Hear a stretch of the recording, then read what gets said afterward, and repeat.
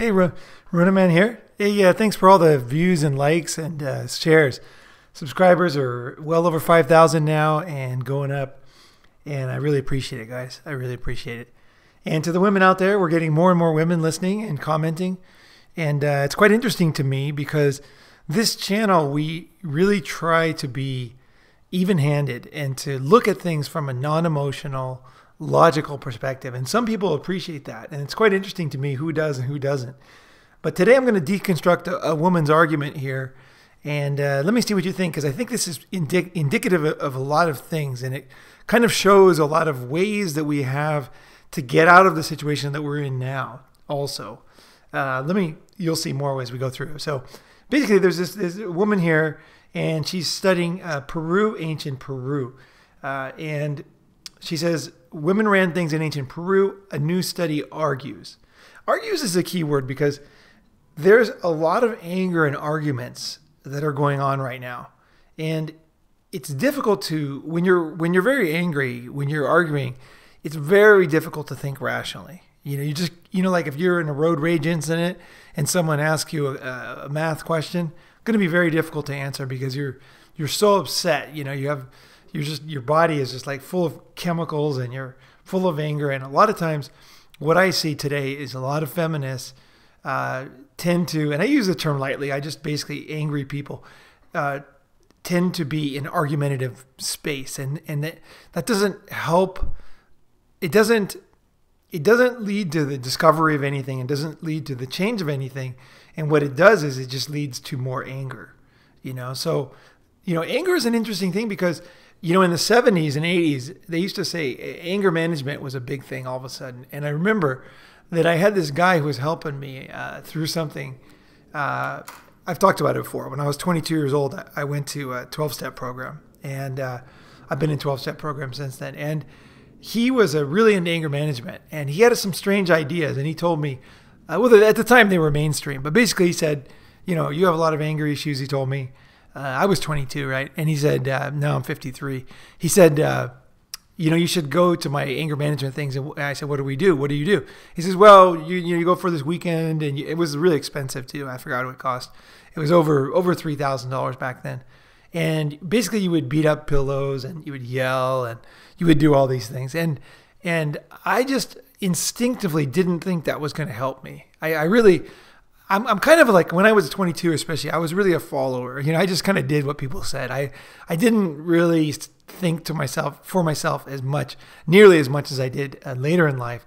But even then, I still did. Sometimes I would rebel and think, that doesn't make sense. And I remember thinking, I'm just going to get more angry if I start punching things, And so it turns out that's actually true. That's actually what the research proves now is that, getting more angry and supposedly getting your anger out doesn't work. All it does is make you more angry. So if you have that stuck in your mind that the best way to get rid of anger is to scream and, throw rocks or something, you might want to revise that because research has proved that to be the exact opposite. So there's other things you can do to get rid of anger, but let's not talk about those right now. But this woman here is arguing, and it's quite an interesting argument. So basically she's saying that women used to be very powerful in Peru in ancient times. Okay, so that goes against the narrative with one of the main narratives of feminism is that men had all the power in the past, women had no power, women were essentially slaves of men, and they were also victimized, brutalized, and they were really low on the totem pole, basically. But what she's saying here is her study of 10 years of studying Peru is that far from being marginalized and invisible, women in Peru were actually political and economic decision makers. So they had a powerful,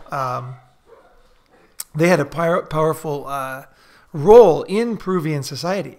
So that's the interesting thing. So that would be, and this is after studying a lot of, she wrote a book and with her research.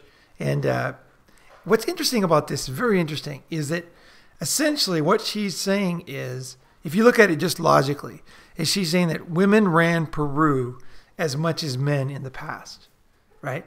So what would you say that means? what I would say that means is that a lot of the current belief is incorrect. So the belief is that men used to run everything. And when she's done her research in Peru, and obviously it's not true in Peru, is that women were very powerful in ancient Peru. And so what I think the logical thing for her to say is, look, feminists, you guys are wrong. Like, you guys can take your basically bandwagon, go somewhere else, because here in Peru, this is not what we had. This is not the situation we had. Because in Peru, women were very powerful. And they were leaders, and they were called, let's see, what was the name of them? They were high status. They were called, let's see here, everything from a high priestess to, let's see, Lady Tsao, which was basically buried in the same manner as Lord Sifon's tomb, which is obviously one of the top leaders of Peru. So she was a ruler, and there was a whole museum in her honor. So basically it uncovers the lie that a lot of feminism is based on. That's what her research uncovered, a lot of the feminist lies. So you would think that what she would say is, she would say that, she would say to feminists, she would say, hey, look, I've done my research, and it's absolutely not true what you're saying. Men did not keep women down in Peru.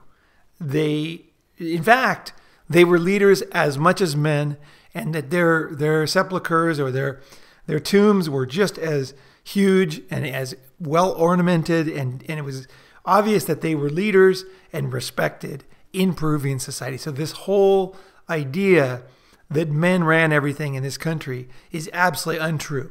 And I would say what a logical, rational person should say next is that I would say, well, it took me 10 years of hard work to figure this out. It's not easy. And I was lucky because Peru has a lot of historical artifacts that are underground. So I was able to find things and to prove a very difficult thing to prove, because how do you prove that women used to run things? It's really difficult to prove. It's very easy to say that, women didn't, but if you say they did, or you say, it's difficult to prove either one, but the other one's taken at face value. So we just kind of like, okay, women were put down. They didn't have any power. People believe that one easy. But to say women were powerful and leaders, you got to prove it, right? So what she should say, I think she should say is, look, I did the almost impossible. I proved, and the point of my research was not to prove this. In fact, I'm a feminist, and I really feel bad about this. But the reality is that a lot of the feminist ideas that I had, a lot of feminist ideas that our group was based on, are not true. And I proved it in Peru. And so, basically take your anger and go somewhere else. Men were totally cool to women in Peru. That would be kind of a logical way to go about it. Once you've kind of figured it out, because, and I would add in one last thing. I would say, not only, was everybody wrong about Peru, but I bet they're wrong about other countries too, because that's the way it is. When you find, if it's like there's the black swan, right? If every swan is white and then you finally find a black swan, it changes everything, because you don't say, hey, there's only one black swan in the whole world. You say, wait a second, I thought all swans were white, right? And then all of a sudden you find a black swan, you're like, holy moly, like I got to reevaluate my whole way of thinking about swans.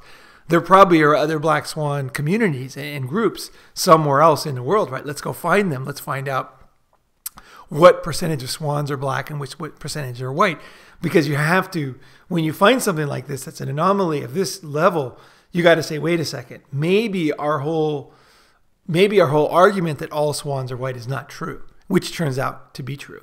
That no, there's a lot of black swans. So so that would be like a logical thing for her to say is talk to the feminists. It's like, you guys, you're wrong. Okay, you're absolutely wrong. So shut up and don't say that anymore. And I was wrong too. And I would say even further would to go to the guys and say, look, I'm sorry. You know what I mean? Like when you accuse somebody of something, like say you accuse your dad of doing something to you, right? And then you find out it's not true. You got to go to him and apologize. You say, hey, look, I thought you did that. And I really told a lot of people, I really burned your reputation. I was I was really vindictive about that. But I realize now that it wasn't true. And I want to apologize, and if I can make it up to you, right? Because obviously, next time I'm not going to believe something so easily, and I'm sorry that I did it this time, right? That would be like a rational response when you're wrong about accusing somebody of doing something this bad. Because putting people down and treating people like slaves and not thinking highly of people, these are not small things. These are serious. The accusations that feminists are throwing around about men are very serious. And when they're proven untrue, then there should be like some kind of, it could just be a gesture, right? It could be a gesture like the feminist groups in Peru, have something on TV where they say, look, basically we realize we're completely wrong about Peruvian history. Absolutely wrong. And then if anybody else gets on Twitter and starts saying the same thing, they tweet and say, yeah, you guys are full of shit. Like, it's already been proven women had powerful positions in Peru. Like, don't say that. It's not nice. It's not true. And it's been proven. So shut up, basically, right? But instead of doing that, so that would be like a rational response to finding out that everything you're angry about and you're accusing people, you're ruining their reputations, you're hurting other people, you're implying new laws to correct something that wasn't even true in the first place, then you would say then that would be like a rational response, right? But what was this woman's response? Is basically she said, okay, so now she's already discovered, she's the one that's discovered that this whole thing is not true. So she says, instead, this whole argument is not like that. Her whole argument is basically women were not marginalized and invisible, right? They were political and economic decision makers, right? So what she's saying is that women, okay, instead of saying, like I said, I got to say it again, instead of saying that everybody is wrong, feminists are wrong, I was wrong, my whole thinking was wrong, here's how I was wrong, A, B, C, here's what I did, A, B, C, bad things, here's how I'm going to correct it, A, B, C, good things I'm going to do, and here's, men are actually good and they're not doing bad things in Peru, and it's crazy to drive a rift between the sexes, and this is insane divisive thinking that makes no sense and has been proven false by my own research that I wasn't trying to prove in the first place. I didn't plan on proving this. I just did my scientific research and found out that my life was based on a lie. That would be rational. But instead what she says is, women were invisible in history. And what my book does is propose restoring the memory of the real life of these women. That's why this is more than just a claim. Women were categorized as priestesses to lower their status, not as a person who had power to participate in their people's political, economic, and social activities, able to decide and make alliances make rulers. There is discriminatory interpretation by researchers regarding women in ancient Peru, which obscures the power of these women, shattering male-centric history. Now, this is insane, okay, in a nutshell. What she's saying is insane because she's not admitting she's wrong. She's not saying that feminists were wrong. She's not apologizing. She's saying okay, even though nothing we said was right, okay, that men put women down and men were in power, women weren't. Actually, all that was not true. Like there should be huge embarrassment of the whole feminist community in Peru about this. Instead, it's no, okay, right, so women were just as much in power in Peru, so that means that women were invisible and it's male-centric. It's male-centric if women had the same power as men. And I just discovered that. That's male-centric. That's biased. That's a male-centric vision that puts men at the center of everything in Peru. I just don't, I can't, you can't even, what can you say? This is what we're dealing with. We're dealing with people that have biased views. And then when even their own research proves their own bias, they lash out with anger at men. I mean, it's just very, very difficult. I hope that there's some breakthrough. Maybe she needs some kind of hallucinogenic or something to get, sometimes you get stuck on something in your mind, like PTSD, and you need something to like lodge you loose, or some kind of a near-death experience where you can finally change your viewpoints. But it like rationality just doesn't even compute with a person like this, and it reminds me of this other one here. This girl's cool by the way, but she had a video about why every girl should be a stripper, and I'll put the link below. I thought it was quite interesting, and what she was saying is that she learned being a stripper at 18 is that men were very forgiving. You can watch the video. You can watch it yourself. Is that men were very forgiving about her nose. She had a nose job after that. About her boobs. She had a boob job after that. But actually, she didn't have to, and she regrets it because the men were actually totally cool to her. They're like, yeah, you're cool. The way you are is cool. Don't do that. You look good. Don't change that. And she's like, well, I'm going to change, this and that. And they're like, no, you're totally fine the way you are, And so what she learned from this is that men were actually very cool to women and didn't really want her to change. And they accepted all kinds of women because in the strip club, there was all these different body shapes and types. And that actually guys were pretty, like just weren't that strict. They're like, that's cool. And they would actually like find something to like in a girl. So she could be pretty bad looking in many ways as long as she wasn't obese. And they would say, well, I kind of like her little like weird thing there. You know what I mean? Like, and she would be like, wait a second. Basically, like, I was trained to believe that you guys only like 10s and beautiful women and perfect women. And here I am being confronted with the fact that guys are like loving me no matter what I look like, And so this woman here at 18, she had a kind of a spiritual awakening on that. And even today, she says she loves men. And so, I think that is the kind of, that's the kind of woman here that I think should be applauded, because it's somebody who's able to change. When you see something that is not true, that you're basing your life on, and then you can't accept it or you can't change it. It's really sad. Maybe because this woman's not so young, she's having difficulty changing. I don't know.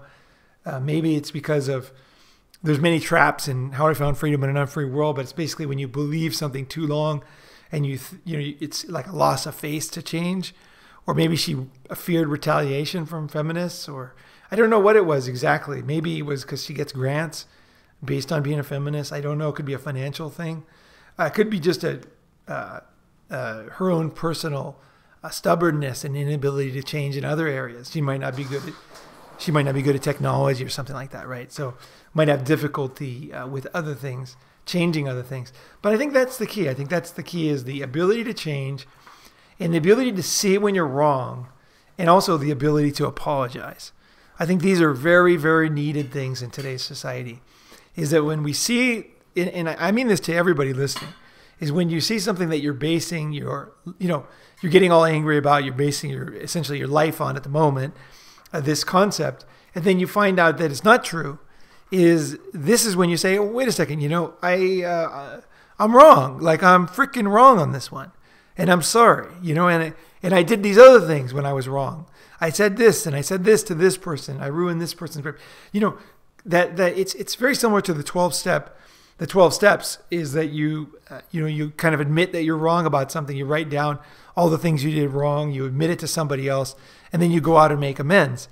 And this is like a beautiful thing. Yeah, it's a beautiful thing that I love about the 12-step programs.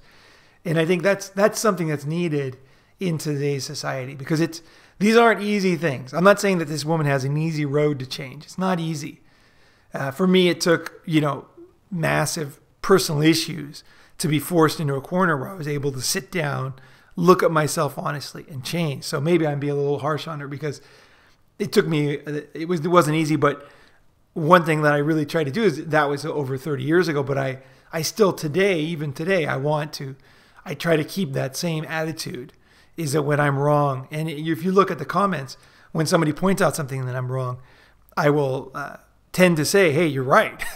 There was one video I made, it's a cheap sex video, and I said, somebody said this is not good, blah, blah. And I wrote down that you can check the comments. I'm like, you're right. It's one of my worst.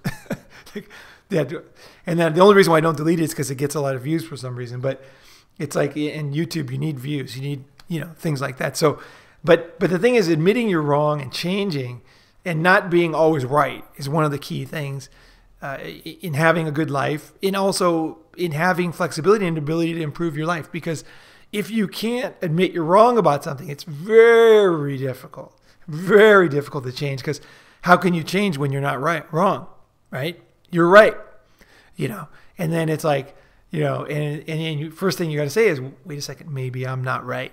Maybe I'm wrong. And then after you say you're wrong, it's even worse, because then you say, when I was wrong, what did I do that hurt other people? And how can I make it right with them? And that attitude will get you a long way in life.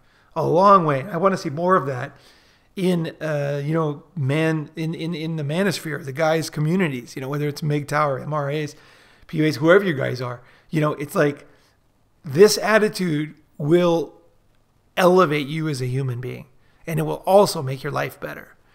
Now, if other people can't do it, aren't able to do that, it's not really your business. You keep improving yourself. Eventually, I think you get paid back immediately for these things. Like your life gets better, your blood pressure goes down.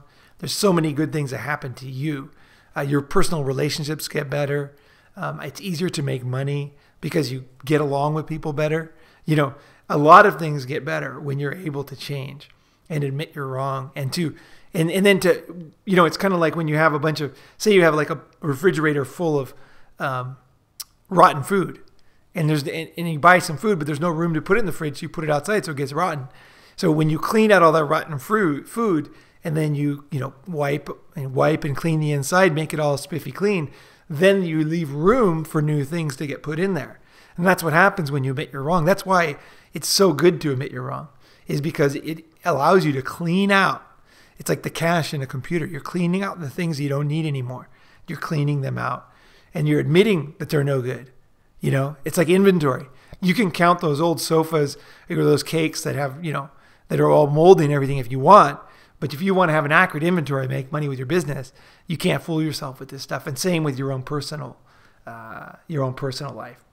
So that's why I think that's one of the big things is, even when, like, say in this case, feminism, when feminist beliefs are proven not true by another feminist, still there's no ability to realize the whole thing they were talking about the whole time. The crux of their entire argument was wrong. It's very difficult to change. And I think it's similar. It's very similar to somebody who is a religious person their whole life, right? And then immediately, then at some point in the future, they realize it's total bullshit. Like, they don't believe it.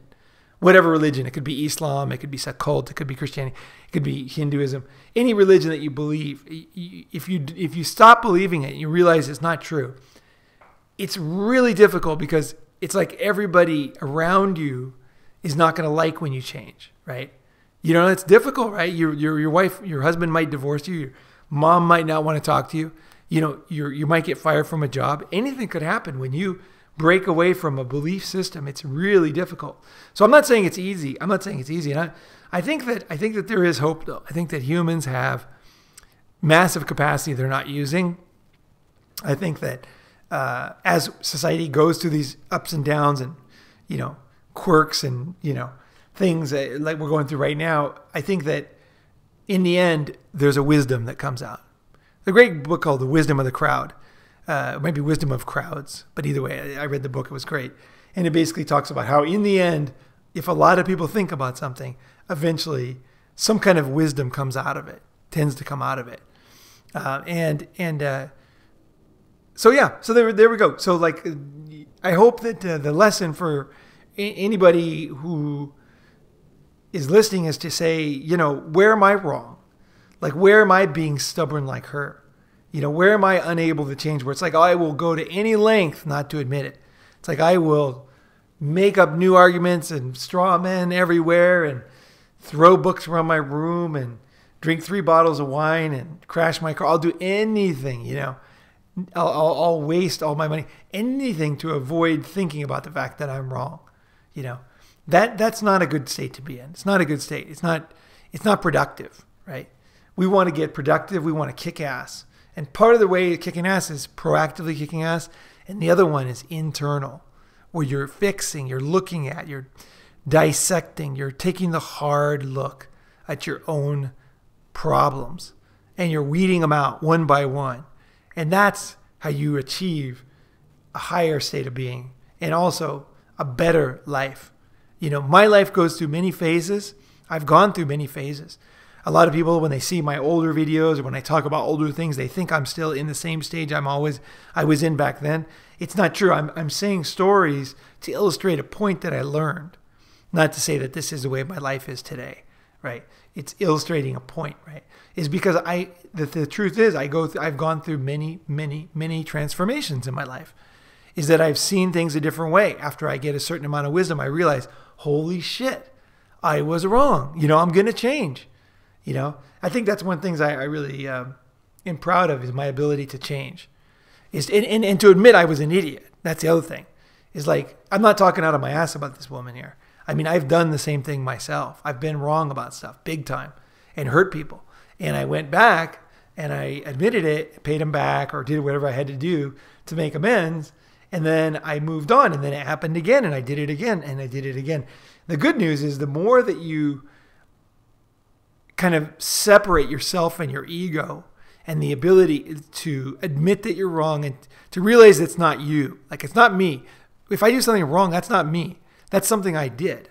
Okay. Now I can say, wait a second. Is this right? Do I want to do this? No, I don't want to do this anymore. So you immediately stop all the things you would have done in the future. And you can't really make amends. You can't really fix the past, but trying doesn't hurt. Okay. It doesn't hurt. It doesn't hurt to make amends to your mom or your dad or your friend and to say, hey, look, I was wrong. I'm sorry. Can I fix it? Can I do anything to fix it? They might not accept it.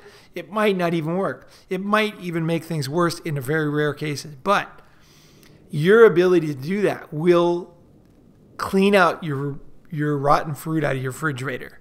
It will do that. And that is a beautiful thing. And everybody who sees it around you will be like, wow, he's a different person now. He's not the same person, you know? And people really respect that. People respect that, you know? And after a certain period of time, you do become a different person where somebody says, hey, you're like this. You're like, no, I'm not. And you don't even have to explain. You don't have to say, I used to be like that. You know, I changed. I went through this. I did this. You don't have to because you're not that person anymore. So the ability to change is one of the key things. And I think a lot of guys, when they find themselves in a bad situation, it's like so much internal pressure inside their brain. It's very difficult to change. So I want to give you some tools that you can use in order to admit, accept, and open yourself up to options and change, clean things up, and move on a new road. Because it's not just about doing terrible things in your life. It could be about changing something that you thought was true and isn't true. Maybe you thought, something was a conspiracy before, and you wrote a blog about it, and everybody knows. Or maybe you did something like not so bad, just something that wasn't right. Maybe you had choice of 2 careers and you chose one, and it turns out that wasn't the right one. But you spend all this time justifying in your mind to people why those other people are bad and why you're good, why you were right. As soon as you accept that you made a mistake, and you look back to how you made the mistake, like what was the key point? What was the tipping point where you made that mistake? Once you get to that point, then you don't have your ego connected to it. You're looking at it almost like you know what I mean? It's like a bunch of Legos on a board or something. You're just moving them around, taking them off. And you're like, no, I don't want this anymore. It doesn't even make sense. And I was wrong about it in the first place. Let's take that out, you know? Okay, now, might take a little time, but you're like, what do I do now? You know? And it's a refreshing feeling. It's an exhilarating feeling. Is to realize that you don't have to keep reinforcing those things that you know kind of subconsciously are wrong anyway that you chose. You know, you can walk away from them. I used to spend a lot of energy justifying things that I knew were not true.